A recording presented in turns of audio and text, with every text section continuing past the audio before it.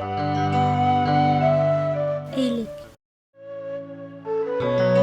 mimi nimeshakuwa na penzi 8.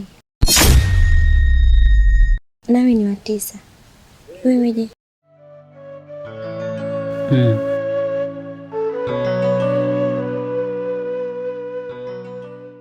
Mimi nishaikuwa na 2. Of course wewe ni wa 3. Na vipi? Kwa nini umeamua kuachana na upenzi wako wote ukaamua kuishi na mimi?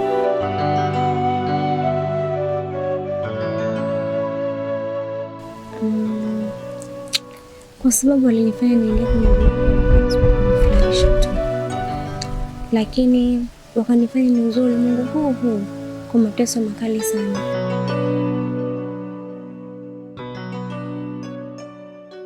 Ila naume bana, tumefanya nini? Mna uwezo mkubwa sana, yaani mnaahidi ahadi zilizojua uwezo wenu. Sema sasa, nafsi zenu ndogo zinaishia kuungua tu. Vipi, wewe utakuwa kama wao?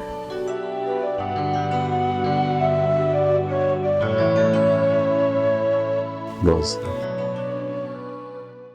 nakupenda sana. Nakupenda pia Eli.